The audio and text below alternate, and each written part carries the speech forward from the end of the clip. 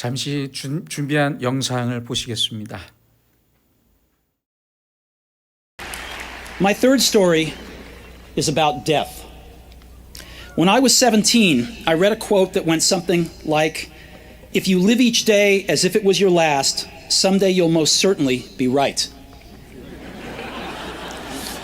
It made an impression on me, and since then, for the past 33 years, I have looked in the mirror every morning and asked myself, if today were the last day of my life, would I want to do what I am about to do today? And whenever the answer has been no for too many days in a row, I know I need to change something. Remembering that I'll be dead soon is the most important tool I've ever encountered to help me make the big choices in life.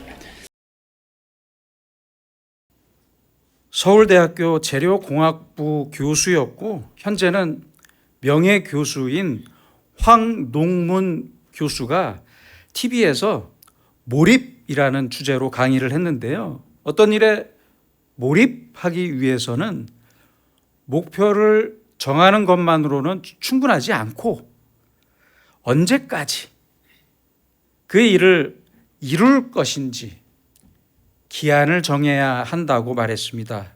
그리고 더 나아가서 재밌는 말을 했는데요. 모든 사람의 인생에는 똑같은 동일한 기한이 있는데 그것은 바로 죽음이라고 말했습니다. 앞서 보신 영상은 애플의 스티브 잡스가 스탠퍼드 대학교의 졸업식에서 했던 연설입니다. 그는 17살 때 매일매일을 날마다 인생의 마지막 날처럼 산다면 언젠가는 반드시 성공할 것이다. 이 말에 감동을 받고 지난 33년 동안 매일 아침 거울을 보면서 스스로에게 물었다고 합니다. 오늘이 나의 마지막 날이라면 나는 지금 오늘 하려던 일을 할 것인가? 그런데 이 질문에 계속 아니라는 대답을 얻을 때마다 나에게 변화가 필요하다는 것을 깨달았고 내가 곧 죽는다는 생각이 큰 결단을 내릴 때마다 가장 중요한 도구가 되었다고 말했습니다. 여러분, 우리 그리스도인의 시간은 분명히 시작과 끝이 있습니다. 다음 생은 없어요. 오해하지 마세요. 시작과 끝이 있습니다. 그리스도인은 모든 인간과 이 세상의 역사에 마지막이 있음을 확실히 알고 믿고 살아가고 그 마지막을 분명히 소망하며 사는 사람들입니다. 끝을 알 수 없는 그 큰 온 우주까지 그 마지막이 있음을 압니다. 오늘의 세상에서 말세의 징조를 보면서 저 끝이 점점 우리에게 다가오고 있음을 느끼며 삽니다. 학교나 자격증이나 취직을 위해 시험을 볼 때는 정해진 시간이 있어요. 그렇죠? 그 끝을 알리는 종소리가 울리면 죽이 되든 밥이 되든 연필을 놔야 합니다. 펜을 놔야 합니다. 이제는 지난 날이나 자기 자신에 대해서 후회할 필요도 없고 누구를 탓할 것도 없습니다. 그대로 나에게 주어진 시간이 끝나면 끝입니다. 그래서 시험의 시간은 사람의 인생처럼 느껴지기도 합니다. 그렇다면 저 마지막 종소리를 기다리는 우리는 오늘 무엇을 생각하고 무엇을 서둘러야 합니까? 오늘 본문 중 7절입니다. 만물의 마지막이 가까이 왔다. 종말론적 심판과 함께 구원을 말씀하고 있습니다. 마지막과 함께 영원하고 새로운 시작을 말씀하는 거예요. 이제 내가 직접 주님을 만나는 날입니다. 사도 요한도 요한 1서 3장 3절에서 말씀합니다. 주를 향하여 이 소망을 가진 자마다 그의 깨끗하심과 같이 자기를 깨끗하게 하느니라. 이 소망은 주님을 만나는 소망을 말합니다. 인생의 마지막을 아는 사람입니다. 이 마지막을 아는 사람은 더 벌고 더 가지고 더 높은 지위에 올라가는 것을 신경 쓰는 것이 아니라 얼마나 깨끗하게 사는지를 신경 써야 합니다. 그렇잖아요. 오늘의 베드로도 인생의 마지막을 아는 사람, 오늘을 마지막 날처럼 사는 그리스도인들이 어떻게 살아야 하는지를 잘 가르쳐 주고 있습니다. 다시 7절입니다. 만물의 마지막이 가까이 왔으니 그러므로 너희는 정신을 차리고 근신하여 기도하라. 아주 중요한 말씀입니다. 첫째는 내 인생의 무게를 여기가 아니라 저 마지막에 두고 기도해야 합니다. 하나님을 만날 그 마지막 순간을 준비해야 합니다. 기도로서 준비해야 합니다. 그러므로 하나님을 만나야만 하는 우리에게 기도는 아주 당연한 자세이며 태도이며 당연한 관계입니다. 날마다 하나님께 나아가서 기도로서 나를 드리고 하나님의 음성을 기도로서 듣고 간절하게 하나님의 뜻을 찾는 마음으로 기도해야 합니다. 때로 우리는 실패를 맛보고 좌절할 때가 있습니다. 그 이유가 무엇입니까? 아직도 아내나 남편 때문입니까? 친구 때문입니까? 이 사회나 세상 때문입니까? 그 이유를 다른 데서 찾지 마세요. 내가 실패했다면 그 이유는 나 때문입니다. 다른 데서 찾지 마세요. 내가 기도하지 않았기 때문입니다. 야고보서 4장 2절로 3절입니다. 너희가 얻지 못하면 구하지 아니하기 때문이요. 기도하지 않았다는 말씀이에요. 구하여도 기도했더라도 받지 못하면 정욕으로 쓰려고 잘못 구하기 때문이라. 아주 중요한 말씀입니다. 기도하지 않았기 때문에, 기도하지 않아서 실수했고 기도하지 않았기 때문에 실패했던 것입니다. 내가 비겁하고 무능하고 잘못된 판단을 내린 이유도 기도하지 않았기 때문입니다. 그래서 마지막을 아는 사람이 날마다 가장 먼저 해야 할 것은 바로 기도입니다. 십자가를 앞둔 예수님께서는 밤새도록 피땀 흘려가며 기도하셨어요. 그런데 누가 졸고 있었어요? 베드로는 졸고 있었어요. 제자들은 졸고 있었어요. 그래서 예수님을 부인했던 거예요. 베드로가 예수님을 세 번씩이나 부인했던 그 이유는 예수님과 함께 기도하지 않았기 때문입니다. 졸았기 때문이에요. 그는 부활하신 예수님의 사랑으로 다시금 정신을 차리고 예수님과 복음을 증거했습니다. 그리고 오늘의 말씀인 편지를 썼던 거예요. 너희는, 그래서 이렇게 말씀하셨던 거예요. 너희는 정신을 차리고 졸지 말고, 나처럼 졸지 말고 정신 차리고 근신하여 기도하라. 얼마나 처절한 말씀입니까?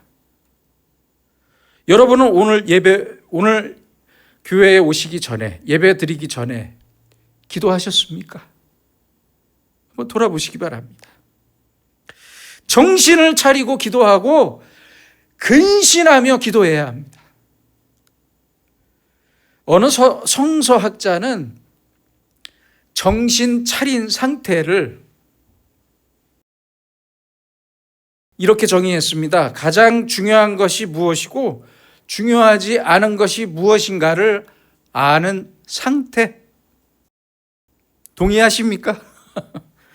근신하라는 뜻은 맑은 정신으로 아주 신중하고 절제된 마음으로 육체적인 욕심을, 정욕을 버리라는 뜻입니다. 아무리 급하고 당황스러운 위기가 나에게 찾아오더라도 정신 차리고 기도해야 합니다. 흩어진 마음을 하나하나 정돈하고 하나씩 하나씩 정돈하고 내 몸과 마음을 정결하게 하고 그리고 나서 기도하라는 말씀이에요. 둘째로 베드로는 뜨겁게 서로 사랑하라고 말씀합니다. 뜨겁게 서로 사랑하라. 8절입니다. 무엇보다도 뜨겁게 서로 사랑할지니 사랑은 허다한 죄를 덮느니라. 뜨겁게 사랑하라는 말은 쉬지 말고 계속해서 지속적으로 사랑하라는 뜻입니다.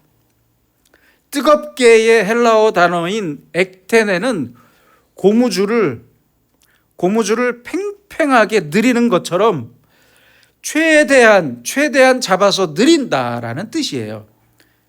경마를 보면 경주마를 모는 기수는 계속 채찍질 하잖아요. 말을. 왜 그런 것입니까? 경주마의 능력을 최대치로 올리기 위해서입니다. 팽팽하게 고무줄을 잡아 늘리듯이 쉬지 않는 채찍질을 통해서 최대한의 능력으로 말의 능력을 최대치로 올리는 것처럼 우리도 최대한의 능력으로 계속해서 사랑해야 합니다. 멈추면 안 돼요. 또한 이 사랑이 허다한 죄를 덮을 수 있습니다. 그래서 사랑은 용서의 시작이 되는 것이고 용서할 때 사랑을 이어갈 수 있습니다. 사랑의 눈으로 보면 그래서 덮지 못할 게 없어요.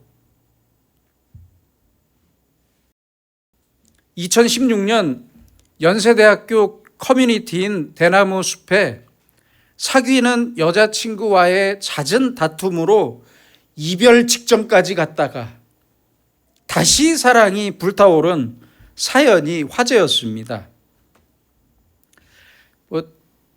거의 9년 전이죠.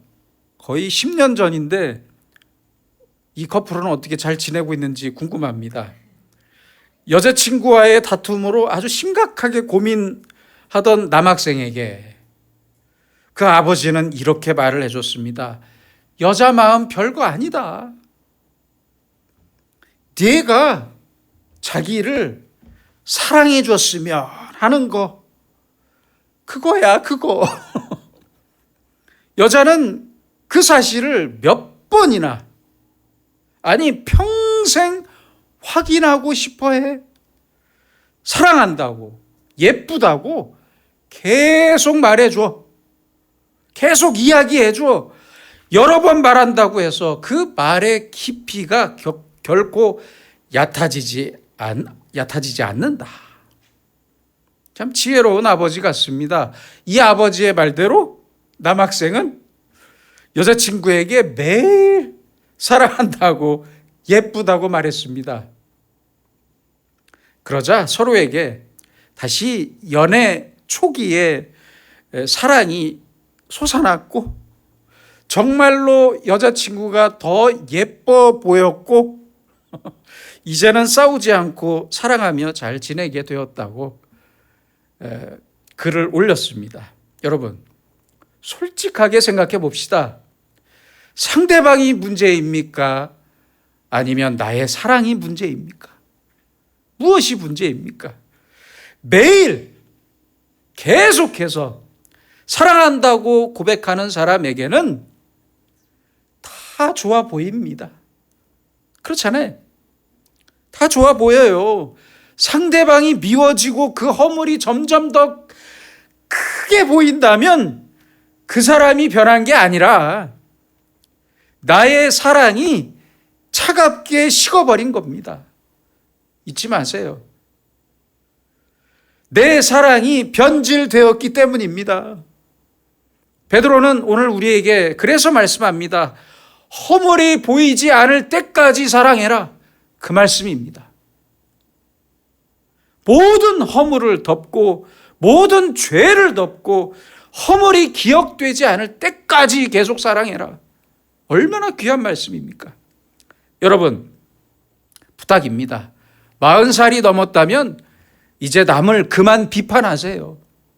부탁입니다. 50살이 넘었다면 좋지 않은 것은 보지도 말고 듣지도 마세요. 그저 좋은 말, 덕스러운 말만 하세요. 좋은 말만 하고 살아도 시간이 부족합니다. 마지막이 가까이 왔음을 아는 그리스도인은 허물을 덮을 만큼, 다 덮을 만큼 계속 사랑해야 합니다. 서로 사랑해야 합니다. 열심히 사랑해야 합니다. 끝으로 베드로는 서로 봉사하라고 말씀합니다. 10절입니다. 각각 은사를 받은 대로 하나님의 여러 가지 은혜를 맡은 선한 청지기 같이 서로 봉사하라. 봉사는 헬라어로 디아코니아이고요. 예배라는 뜻도 포함되어 있습니다. 하나님께 예배드리는 마음으로 정성껏 하나님을 섬기는 그 마음으로 다른 사람을 위하는 마음이 바로 봉사하는 마음입니다. 베드로는 각각 은사를 받은 대로 봉사하라고 말씀합니다. 언제까지 시간이 없어서 봉사를 못하고 돈이 없어서 못하고 가진 게 없고 능력이 없어서 봉사를 못한다고 하겠습니까? 그렇잖아요. 솔직하게 돌아보세요. 이미 받았습니다. 넘치게 받았습니다. 각각 받은 대로 봉사해야 합니다. 평생 도움만 받고 살았는데 적은 돈이지만 성금에 보태니까 인생이 즐겁습니다. 인천시 만석동에 사는 구옥자 할머니가 그 동네의 쪽방 주민들 300여 명과 함께 어렵게 모은 87만 1,610원을 사회복지공동모금회에 기부하면서 하셨던 말씀입니다. 할머니는 매일 자활 사업장에 출근해서 종이가방 하나 접을 때마다 50원을 벌었대요. 한 달 꼬박 일하고 받은 월급은 10만 원 내외였습니다. 그러니 얼마나 정성이 깃든 금액입니까? 어떻습니까? 아직도 더 가져야, 더 많이 가지고 있어야 내가 봉사할 수 있다고 말할 수 있는 겁니까? 아닙니다. 더 새로운 은사가 있어야만 봉사하는 게 아닙니다. 아니라니까요. 새로운 능력도 필요 없습니다. 돈이 더 필요한 것도 아닙니다. 지금 나에게 있는 것으로, 내가 갖고 있는 것으로 봉사하면 됩니다. 또한 베드로는 선한 청지기 같이 서로 봉사하라고 말씀합니다. 우리는 모두 청지기입니다. 선한 청지기입니다. 저 마지막 날까지 그래서 내 것은 없습니다. 내 손에 있는 모든 것은 선한 청지기처럼 하나님께서 나에게 잠시 맡기신 겁니다. 또한 특별히 서로 봉사하라고 말씀합니다. 우리는 이렇게 착각할 때가 있는 것 같아요. 봉사할 때마다 나는 너에게 주는 사람이고 너는 받는 사람이니까 나에게 고마운 줄 알아라. 나에게 고마워해라. 이렇게 생각할 때가 있는데 아닙니다. 아니에요. 봉사는 서로 하는 겁니다. 서로. 일방적인 게 아니에요. 수직적인 것이 아니라 수평적인 것입니다. 그래서 주기만 할 것이 아니라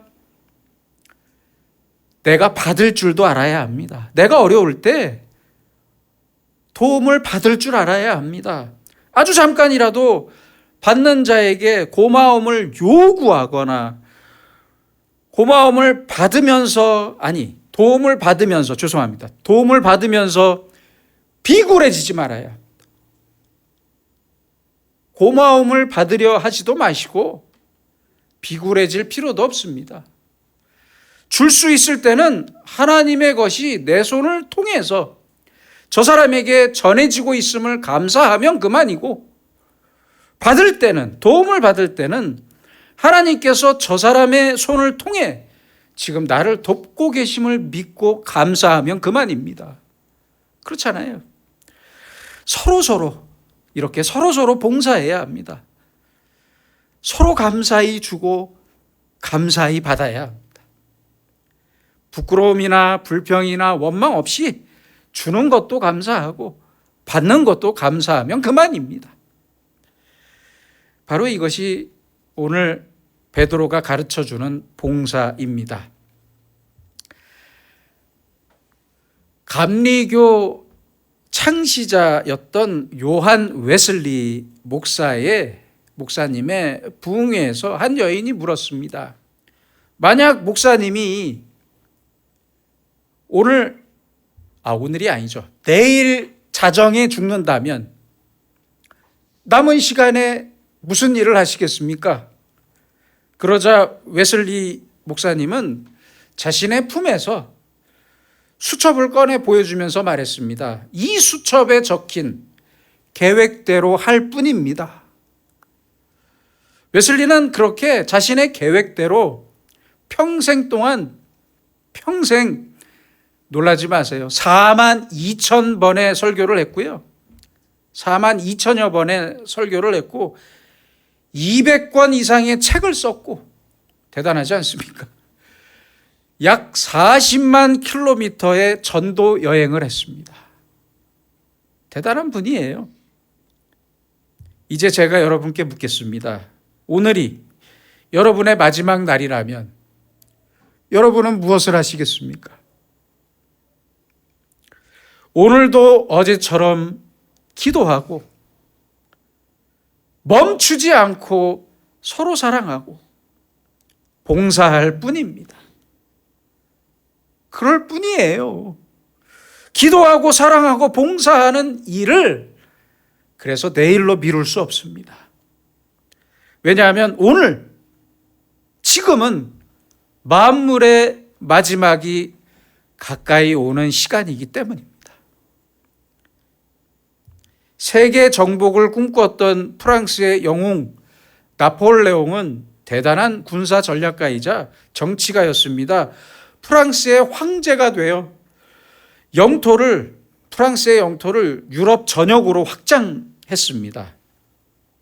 그러나 그는 워털루 전투에서 패한 다음에 유배지인 세인트 헬레나 섬에서 고독하게 생을 마감하면서 이렇게 말했다고 해요.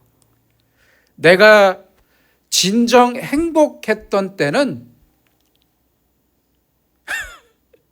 단 6일밖에 없었다. 얼마나 불쌍한 인생입니까? 그러나 나폴레옹보다 1세기 후에 태어난 헬렌 켈러는 생후 19개월이 되었을 때 아주 심한 열병으로 시력과 청력을 모두 잃어서 보지도 못하고 듣지도 못하고 말도 못했습니다. 하지만 7살 때 만난 설리번 선생님 덕분에 시각 장애인으로는 세계 최초로 대학 교육을 받았고 평생 시각장애인을 위한 복지사업을 했습니다. 그녀는 죽기 전에 이렇게 고백했습니다. 내 인생은 정말 행복한 날들이었습니다. 어쩜 이렇게 비교가 되는 겁니까? 실존주의 철학자였던 키르케고르는 종말에 대해서 재밌는 비유를 했습니다. 관객이 가득 찬 극장 뒤쪽에서 화재가 발생했습니다. 극장 주인은 이 사실을 갑자기 알리면 사람들이 큰 혼란에 빠질 것을 걱정해서 가장 인기 있는 배우를 불러서 관객들이 당황하지 않도록 잘 이야기해달라고 부탁했고, 배우는 무대 위에 올라가서 말했습니다. 극장 뒤편에 불이 났습니다. 모두 질서 있게 대비해 주세요. 그랬더니 관객들은 이것이 연극 대사인 줄 알고 박수를 치면서 좋아했다고 해요. 당황한 배우가 이건 연극이 아니라 실제 상황이라고, 진짜 불이 났다고 아무리 말을 해도 관객들은 손뼉만 칠 뿐이었습니다. 아무도 믿지 않았습니다. 결국 화재 때문에 극장이 무너져 내렸고, 사람들은 그제야 서로 나가려고 아우성을 쳤지만 이미 늦었습니다. 여러분, 세상의 종말은 연극이 아닙니다. 연극이 아니에요. 농담이 아닙니다. 명백한 현실입니다. 오늘은 2025년 9월 14일입니다. 내일은 2025년 9월 15일이죠. 다시 말하면 오늘 2025년 9월 14일은 두 번 다시는 우리에게 없는 딱 하루의 마지막 날입니다. 그렇잖아요. 그러므로 오늘 내가 죽지 않는다 하더라도 우리의 오늘은 매일마다 마지막 날이 맞습니다. 그렇잖아요. 솔로몬은 전도서 3장 12절에서 말씀합니다. 사람들이 사는 동안에 기뻐하며 선을 행하는 것보다 더 나은 것이 없는 줄을 내가 알았다. 말년의 고백이에요. 오늘이 마지막 날이라는 종말론적 의식으로 열심히 기뻐하고 선하게 살아야 합니다. 여러분은 나의 마지막 날을 어떻게 의식하며 살고 있습니까? 오늘의 이 시간이 나에게 어떠한 시간이라는 것을 분명히 알고 계십니까? 만물이 가까이 왔으니, 만물의 마지막이 가까이 왔으니 근신하여 기도하라. 뜨겁게 서로 사랑하라. 선한 청지기 같이 서로 봉사하라. 더 열심히 기도하고 더 뜨겁게 서로 사랑하고 서로 봉사합시다. 이것이 오늘을 나의 마지막 날처럼 살아가는 그리스도인의 모습입니다. 기도하겠습니다. 사랑과 은혜의 주님, 주님께서는 우리에게 생명과 인생을 주셨습니다. 사랑하는 가족과 일터도 주셨고 많은 은사와 시간도 주셨습니다. 그러나 우리는 이것이 원래부터 나의 것인 것처럼, 영원할 것처럼 생각하면서 해야 할 일을 미루고 실천하지 않았습니다. 이런 저희를 불쌍히 여기시고 오늘부터는 받은 은사에 감사하면서 서로를 위해 기도하고 더 뜨겁게 서로 사랑하고 서로 봉사하는 우리의 교회가 되게 하여 주시옵소서. 예수님의 이름으로 기도드립니다. 아멘.